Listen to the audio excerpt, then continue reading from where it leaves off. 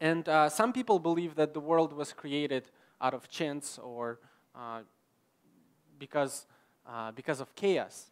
But like we read in the Bible, that we believe that God created the world, that God designed this world. And He didn't just design it and then He was somewhere distant, but we see through the Bible and through the story of God, we see that God, He's actively involved in the world that He created. And today we're talking about an interesting man that lived a long time ago. His name was Abraham. And he was a great man of faith. And actually, the story of Abraham is quite lengthy. So I did kind of some calculations, and I think the sermon is going to be about 7 hours. So I hope you guys are comfortable in your seats. And you might want to cancel your evening plans. But I'm joking. We're not going to talk about everything that happened in Abraham's life. We're going to look at a couple events in his life and hopefully draw some lessons or takeaways from his life that we can apply in our life today as we live out our part in God's grand story. Because God's grand story, like we've heard before, it doesn't end with the last chapter in the Bible, but it continues today. And God is calling us to be a part of His grand story and to do His will here on earth. And this week, while getting ready for and doing research about Abraham, I was thinking about his story, and then I kind of stopped and was analyzing my life and looking at my own story and what God has been doing in my life. And before we get to the passage and start discussing Abraham, I'd like to kind of share an example from my own life that I made some mistakes and God taught me some lessons. It was about 9 years ago, in 2008, and I was leading a group of youth to a short-term missionary trip to Kamchatka in Russia, and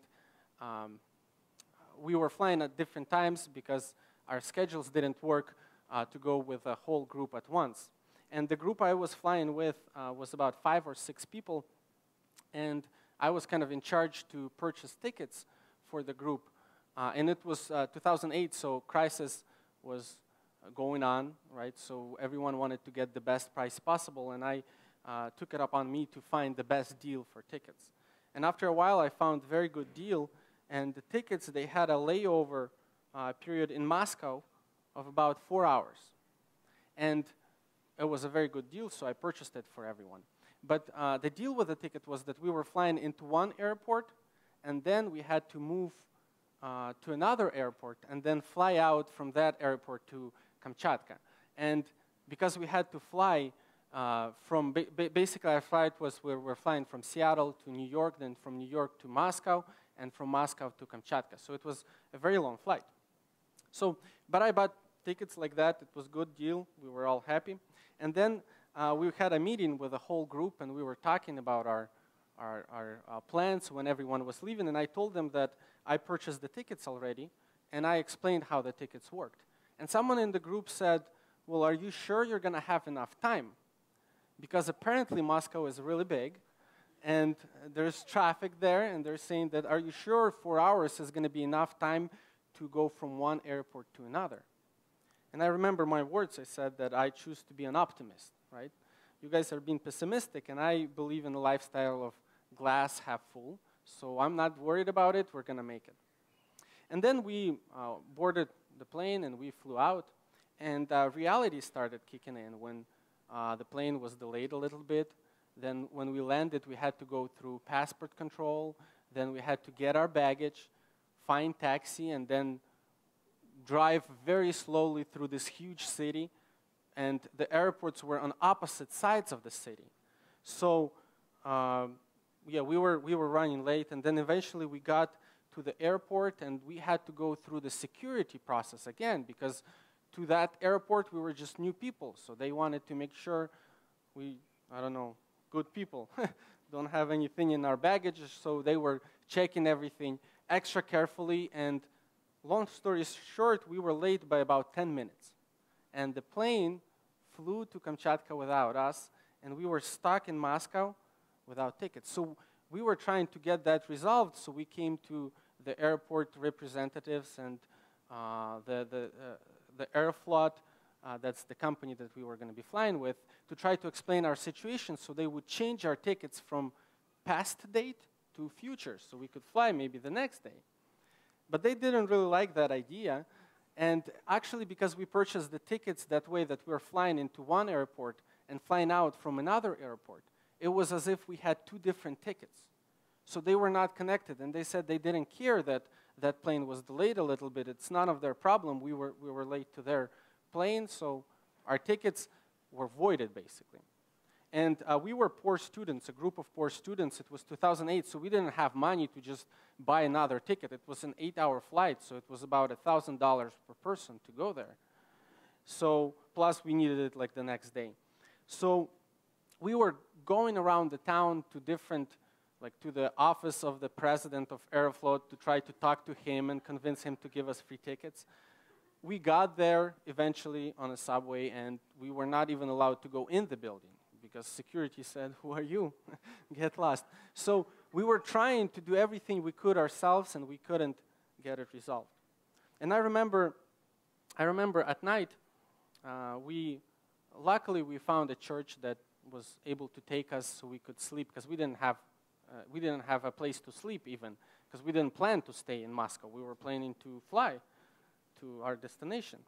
So we were staying in church, and I couldn't really sleep at night, and I was kind of been worried about this whole situation, because reality of life kicked in. I realized that it's like, what are we going to do right now? We don't have money to buy tickets, and we have to somehow get there. And I remember I was praying to God that God would intervene, that God would get involved and somehow solve this situation. But my prayer would constantly get interrupted by doubt and fear in my heart. I didn't doubt the existence of God, but I had doubt that, well, first of all, it was my fault, right? I made the mistakes. I was arrogant. I made the decision, and then I was saying I was optimist in the whole situation. And now I'm reaping the consequences of my choices. So first of all, there was that, and then I was also had this thought that my problem that I'm asking God to make a miracle, basically, is so insignificant compared to some other people who might be praying in countries where there's persecution, or they might be in prison because of their faith.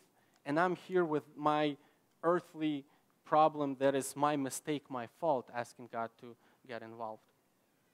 So I had this doubt, and it was constantly weighing down on me. Long story short, we were there for a couple days, right? We were going around town doing everything we could to get tickets. And then eventually one day we came to the airport, and we were told that the president of Aeroflot, he authorized free tickets for us to fly to Kamchatka. So God intervened. Even though I had doubt in my heart, even though it was my fault, I messed up, but God showed up, and he showed that he cares. And what happened is, one girl who was still in USA, she was part of our team, she kept calling the president of Aeroflot, and somehow she got through to his secretary, told her the situation, and the secretary passed it on to president, and the president had a change of heart, I guess, and he just issued free tickets for 6 people. That's like $6,000 worth. So in the process of unknown, of weakness, I felt doubt, but nevertheless, God showed up, and he showed that he cares, and he is good. And today we're talking about an ordinary man in whose life God showed up as well. His name was Abraham, or at first, the Bible tells his name is Abram, and then God changes his name. A little bit background about Abraham. He lived a long time ago, and he was from a pagan country. He was surrounded by people who worshipped idols. And some archaeological research show that people around him, they were primarily worshiping god of moon. So I don't know how that happened. They probably saw moon at night and decided that it was their god, and they started worshiping moon. And that's the environment where Abraham was living in. And at that time, offspring and like continuing your line, building your legacy was very important. And we read that his brothers and people around him, they were having children, they were having grandchildren, but he remained childless because his wife was barren. So in the life of this ordinary man who had his own struggles, his own problems, God shows up and he tells him this. Let's read Genesis chapter 12, verse 1. Now the Lord said to Abram, "Go from your country and your kindred and your father's house to the land that I will show you, and I will make you a great nation, and I will bless you and make your name great, so you will be a blessing. I will bless those who bless you, and him who dishonors you I will curse. And in you all families of the earth shall be blessed." So Abram went as the Lord had told him, and Lot went with him. Abram was 75 years old when he departed from Haran. Well, the first thing that jumped at me when I was kind of getting ready and reading this story is that Abram, he was 75 years old when he answered the call of God and made that step of faith. That's pretty old. I've been recently thinking about the aging phenomenon myself, because I feel like in one day this year I got like 10 years older when I turned 30. Before, I know, before I was in my 20s, and now it's 30s, right? And even though I feel the same as I felt maybe when I was 18 or 20, but years, they keep adding up, and they do their work in us. For example, recently we, with some friends, were playing football a couple weeks ago, actually, right after Seahawks lost to Packers. And we were pretty upset, so we decided to go outside and show Seahawks how it's done, how to throw the ball and win. So we played for a couple hours. It was pretty fun. And then the next day, I woke up, and first of all, I was very sore, but I also had a very severe pain in my left side after playing football. And it was two-hand touch, so it wasn't tackle football. And I don't know how that happened, but somehow I kind of fractured one of my ribs. Yeah, so for already 2 weeks, I can't really sleep on my left side because of pain that I feel. And I'm 30, right? But Abraham was 75 years old when God called him to take this step of faith and to serve him. So I think the idea I'd like to say is we never should use age as an excuse not to do something for God. Use age as an excuse to say it's not going to work. Because if we do, Abraham, he'll confront us in heaven. He'll say, "Hey, Peter, stop being lazy. You're not that old. Get to work. Do what God is calling you to do." And also, God, talking to Abraham, he emphasizes these words that he has to go from your country, from your kindred, and from your father's house. So he has to take a step from comfort zone, something he known, seen, was used to, into the unknown, into the land that God was going to show him. And actually, Abraham's obedience, it leads him to radical separation from his extended family. That was quite unusual at that time, because people at that time were trying to stay together with their families for protection, to help each other out, and that was very unusual for someone to leave. Plus, it was very hard to do, because there was no U-Haul trucks, right? You couldn't just rent a U-Haul truck in 2000 BC. So you had to actually move yourself, maybe horses, donkeys. It was a very hard and dangerous process. And Abraham takes this step of faith and obeys God. And I was thinking about it, and I bet that his relatives and his friends who he's been around for 75 years, I bet they were trying to convince him to stay, to not take this step of faith. And I think that was the first challenge in Abraham's story when he was taking that step. It was the pressure from people not to do that step. Proverbs 29:25, we read that the fear of human opinion disables. Trusting in God protects you from that.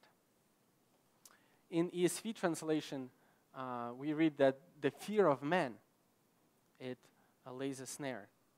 And fear, in a biblical sense, it's much more broader word than just being afraid of someone physically hurting you or terrified of a person.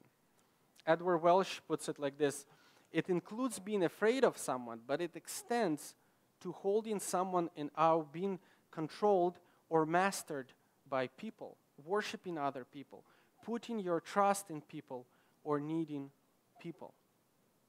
So the fear of human opinions, of what other people think, it might disable us from doing for doing something. And Abraham, he was tested by this because he had to leave his family, his kindred, and he made that step of faith and remained faithful. What's the danger of fear of human opinion? I remember when I was in youth ministry, I was trying to be friendly with everyone. I had a home group at my house, and I was trying to invite people to my house to have fellowship, to read the Bible together. And we had some new people join our youth group, and I've talked to them a couple times, I remember. And then I once was talking to a friend, and we were talking about youth ministry and about growth in youth. And he told me, I don't even know how our conversation got there, but he told me that, you know, one of these new people, he doesn't like you. And I was not happy to hear that he doesn't like me. And I was kind of surprised, right? I'm a very likable person. Like, why? What is there not to like about me? But that actually hurt me a little bit. I'm like, what did I ever do to him? I started rewinding my conversation with him, and I was like, I was pretty friendly with him every time. So it wasn't very pleasant to hear that. And what happened next is I realized that I started acting differently around that person. I was trying to convince him, right, be extra nice to him and trying to convince him to change his opinion about me. Like, why won't you like me? Start liking me. And though I wasn't really saying that, but I was changed my behavior. I was extra nice to him. I was giving him extra attention. And that's the danger that Bible calls being afraid of people. Because without knowing it, in a way, I became controlled by that person, right? His opinion about me, him not liking me, it started controlling me, and I started focusing my energy to try to make sure that he changes his opinion. I was trying to please him, to please people. And that's what Bible tells that we should avoid, because when we do that, we shift our focus from God. We shift our focus from pleasing God to pleasing people. And Edward Welsh actually wrote a very good book about this. It's titled, When People Are Big and God is Small. I think I added a picture of it to a slide. But it's a very good book that talks about this, about how sometimes trying to please everyone, trying to please people, we might make God smaller and shift God from first spot in our heart. Abraham, he was not controlled by opinions of other people. So the first takeaway from today's topic is, do not fear or be controlled by opinions of other people, but trust God. And then also God promises to Abraham that he will make him a great nation. And to be a great nation, you basically need two things. You need descendants, you need children, and then you need land. And at the time when we read the story, Abraham has neither at that point of his life. Temper Longman puts it like this: the story of Abraham follows the reactions to threats and obstacles to the fulfillment of the promises. Right? There's some events in his life that look like they're obstacles to the fulfillment of God's promises. And the story of Abraham kind of focuses on his reactions to those situations. Sometimes he responds with faith, but more often with doubt, fear, and self-protection. Yet at the end of life, when God tests him, he is utterly faithful. And that's what's the most important, right? That overall, throughout his life, he remains faithful. Even though he has some doubts and fears in his life, even though he makes some mistakes, he remains faithful to God. He was not perfect because he was human, but he was faithful to God. And I'd like to read a couple of verses because these verses show his commitment to God. Let's read Genesis 12, chapter 7. Then the Lord appeared to Abram and said, "To your offspring I will give the land." He built there an altar to God who appeared to him. Then verse 8. From there he moved to the hill country, and there he built an altar to God and called upon the name of the Lord. And then chapter 13, verse 18. So Abram moved his tent and came and settled by the oaks of Mamre, which are at Hebron. And he there built an altar to the Lord. So over and over again, we see in different situations in his life that Abraham, he builds altars to the Lord. And these altars, they emphasize that Abraham intended and his intention to live in God's presence. No matter how difficult it got sometimes or how unlikely the fulfillment of God's promises may seem, he still made this commitment to live in God's presence. And he was also honest with God about his fears, about his doubts. I'd like to read Genesis chapter 15, starting from verse 1. After these things, the word of the Lord came to Abraham in a vision. Fear not, Abram, I am your shield. Your reward shall be great. But Abram said, O Lord, what will you give me? For I continue childless, and the heir of my house is Eliezer of Damascus.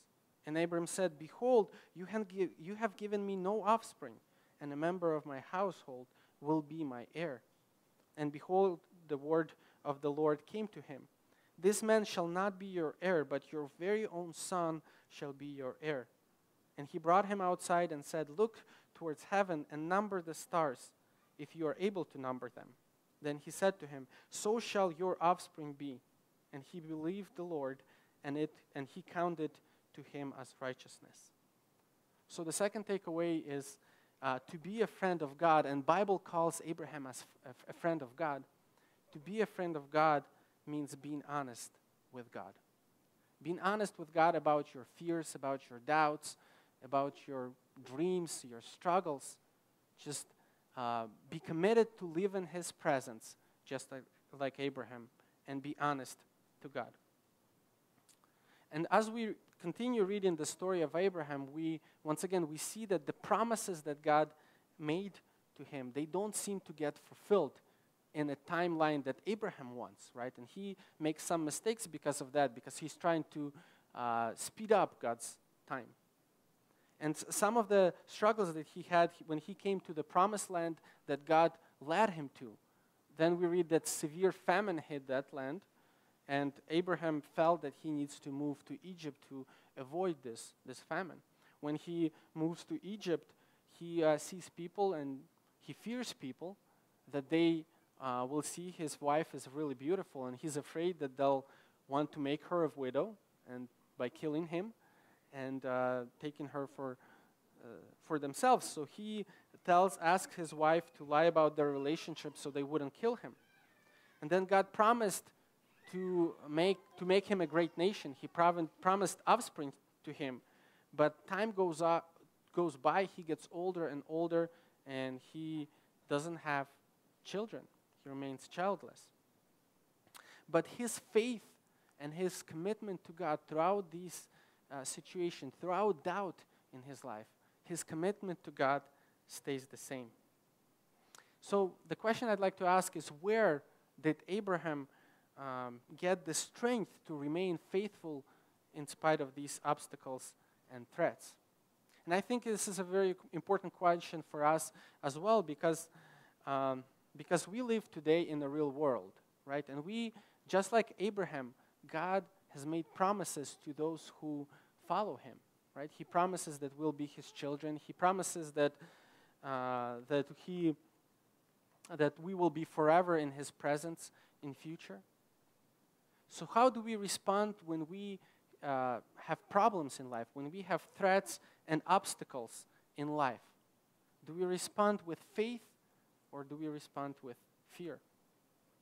So where did Abraham get the strength to remain faithful? The last passage I'd like to read, it's Hebrews chapter 11, verse 8, starting from verse 8.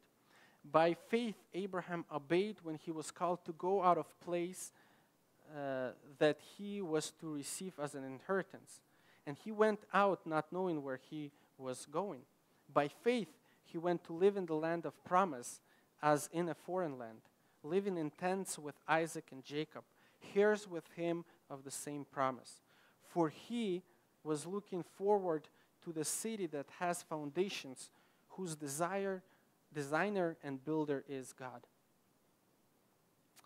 Me and my wife, we're about to become parents for the first time. Yes, we're very excited, but at the same time, we're very scared, right? We don't know what to expect. And what I've noticed, something interesting, is sometimes when I go to the store, I see a lot of people with kids, like with infants. I haven't really noticed that before, but now I see like a woman carrying a baby in a car seat, or I see someone coming out of the store and they have a baby strapped to them. Somehow, I don't know what they use there, what it's called, but the baby's strapped to them and they're walking with babies. So before, I haven't really seen so many people with babies. And I don't think it's because year 2017 is when everyone decided to have babies. I don't think that's the reason. It's just because I have been thinking about babies so much more than before, and my circumstances in life change, I start noticing things that I haven't noticed before. I start basically looking at the world a little differently right now because of these changes. And author of the letter of Hebrews, he says that's exactly what God did, what Abraham did. Because God's promises to Abraham, they were not completely fulfilled in Abraham's life. But nevertheless, he looked forward, and he trusted God, and he looked forward to the future that God prepared for him. So the last takeaway is, by looking forward and focusing our attention on heavenly future, we are able to overcome obstacles in our life, in our present today. So in conclusion, through the story of Abraham, God, I believe he over and over again shows that he cares about people. And my encouragement for us this week to pay attention to what God is doing in our life, right? Because God, we're part of God's story. God is involved in our life. And I just encourage us to pay attention, and when we see God working in our life, to praise him for what he's doing. And we're going to pray right now, and I pray that God would equip us and give us strength not to fear people, not to fear opinions of people, but to trust God and take the step of faith and do his will here on earth. Let's pray. Heavenly Father, I thank you for the opportunity that we have today to be together, to worship you, to have fellowship with each other.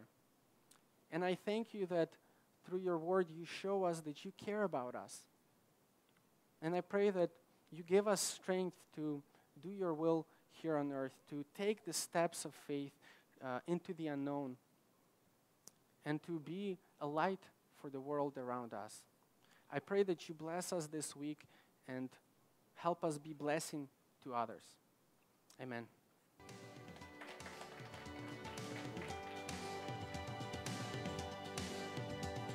Your love is like radiation.